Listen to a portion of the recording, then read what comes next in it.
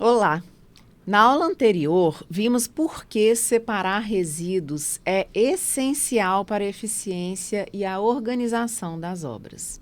Hoje, vamos dar o próximo passo: entender como classificar os resíduos da construção civil, de acordo com a Resolução CONAMA 307 de 2002, e o que deve ser feito com cada tipo de resíduo gerado na obra. Saber classificar corretamente é o ponto de partida para manter o canteiro em conformidade e reduzir custos de transporte e destinação, além de evitar multas ambientais. Vamos lá? Mas por que temos que classificar os resíduos? A classificação é o primeiro passo para uma gestão eficiente. Ela permite identificar o que pode ser reaproveitado, reciclado ou precisa de destinação especial. Quando os resíduos são todos misturados, o custo aumenta e o reaproveitamento se torna impossível. Além disso, a legislação exige que o gerador saiba o tipo e o volume de cada resíduo produzido. Isso é essencial para preencher corretamente o MTR, que é o Manifesto de Transporte de Resíduos, e também manter a rastreabilidade desse resíduo.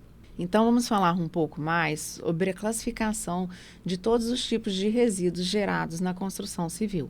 A classe A inclui os resíduos recicláveis inertes, ou seja, materiais que não sofrem decomposição e podem ser reaproveitados dentro da própria obra. Exemplos: tijolos, blocos cerâmicos, concreto, argamassa, solos, pavimentos. Esses materiais podem ser triturados e transformados em brita reciclada, usada em base de pavimentações, calçadas ou blocos de vedação. Separar bem os resíduos classe A significa economia e reaproveitamento de insumos. Ao iniciar uma obra, procure um engenheiro ambiental na sua cidade para orientar vocês sobre quais são as possibilidades de reciclar entulhos de obras na sua região. Muitas cidades ainda não possuem indústrias de reaproveitamento de resíduos classe A, indústrias de reciclagem desse tipo de resíduo. Mas as que possuem te ajudam na obra que você está executando, seja com a venda dos resíduos para essa indústria, obtendo lucro para você, ou seja com a compra de resíduos já manufaturados, que também reduz seus custos. Não existindo reciclagem na sua região, os resíduos classe A vão para o aterro de inertes, não tem outra forma. O solo também é um resíduo classe A, mas ele é sempre reutilizado para nivelamento de terrenos, tendo alto valor agregado. Quase nunca ele é descartado definitivamente, ele é quase sempre reaproveitado. Os resíduos classe B são os recicláveis não inertes. A classe B reúne os materiais que podem voltar ao ciclo produtivo em outros processos. São exemplos plásticos, metais, vidros, madeira, papelão e papel. Além de evitar descarte desses resíduos em aterros, isso contribui para a geração de renda local e melhora a eficiência da obra. Os metais, por exemplo, eles vão para a indústria siderúrgica. O papelão e o papel vão para materiais diversos, reciclagem de materiais diversos, como outras embalagens, eles têm outro destino, né? Outro reaproveitamento. Os plásticos também vão para ser aproveitados para construção de outros objetos de plástico. O isopor vai para rodapés de poliestireno muito duráveis que concorrem diretamente com o gesso. E o gesso para compor massas e revestimentos. Então, todos esses produtos que eu falei para vocês, eles podem ser reaproveitados e reciclados de acordo com o que tem aí na sua região, na obra da sua cidade. Então, por isso que vocês têm que procurar um engenheiro ambiental antes de iniciar a obra, para saber planejar bem, né, no canteiro de obras, para onde você vai destinar cada tipo de resíduo. Os resíduos classe C englobam materiais que ainda não possuem tecnologia de reciclagem economicamente viável no país. Um exemplo comum é a lã de vidro, usada como isolante térmico e acústico. Muitas pessoas que usam esse sistema de drywall nas construções, eles colocam, né, a lã de vidro no meio para isolamento acústico. Esse resíduo, ele realmente ainda não tem uma tecnologia eficaz de reciclagem. E, quando tem, economicamente não é muito viável. Outros materiais compósitos também entram nessa categoria. Mesmo não sendo recicláveis, precisam ser armazenados e destinados de forma controlada em locais licenciados, para evitar contaminação e passivos ambientais. Muitas vezes, eles têm que ser direcionados para aterros industriais, e não é toda cidade que possui um aterro industrial.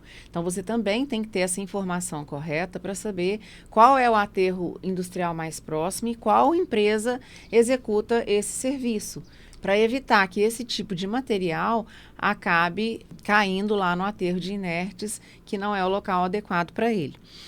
Então, os exemplos desse tipo de resíduos são a lã de vidro, as espumas de expansão estendida, né, que vocês chamam, enfim, telhas de amianto. Vocês têm sempre que cuidar de saber exatamente qual é o tipo de resíduo que você está gerando na sua obra, na obra que você está executando, para providenciar o descarte correto e evitar passivos ambientais para você e para o seu cliente também.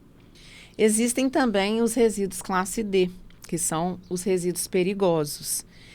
São considerados perigosos porque eles exigem uma destinação especial. Tintas, solventes, óleos, graxas, gesso em excesso e embalagens contaminadas. As telhas de amianto também podem entrar nessa categoria, tá? Esses resíduos, eles devem ser acondicionados, armazenados separadamente dos demais na obra, em tambores ou bombonas identificadas. E o cuidado especial é que eles precisam ser enviados para empresas licenciadas.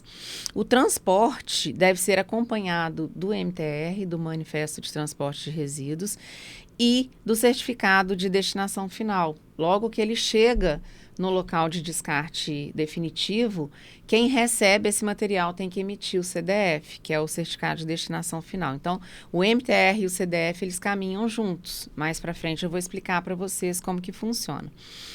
Misturar esse tipo de resíduo com outros pode gerar multas e danos sérios ao meio ambiente. Então, vocês têm que ter muita atenção em relação a isso. Tintas à base de óleo e solventes, lâmpadas, pilhas, baterias, lixo eletrônico são resíduos comuns gerados em obras. Todos esses precisam ter uma atenção especial. Qual que é a relação direta entre classe e destinação? Cada classe tem um destino específico, então tem que cuidar, é você que está executando a obra que tem essa responsabilidade técnica de saber o que está sendo gerado e o cuidado de para onde será destinado. Essa conversa, esse questionamento, ele tem que estar sempre constante entre você e a sua empresa de caçamba, né? A empresa que você vai contratar para retirar os resíduos da sua obra. Porque cada classe tem um destino específico, tá? A classe A, por exemplo, é reaproveitamento. Toda a classe A pode ser reaproveitada na obra mesmo ou em usinas de reciclagem de entulhos. A classe B vai sempre para cooperativas de reciclagem. A classe C sempre para aterros industriais licenciados. A classe D vai para empresas especializadas com controle ambiental. Classificar corretamente os resíduos é uma das etapas mais importantes da gestão das obras. É isso que garante eficiência, conformidade e economia na construção civil. Na próxima aula, vamos entender como organizar o canteiro de obras para que essa separação aconteça de forma prática, segura, dentro das normas técnicas e que seja leve e habitual para todo funcionário que está trabalhando para você. Até breve, até a próxima aula.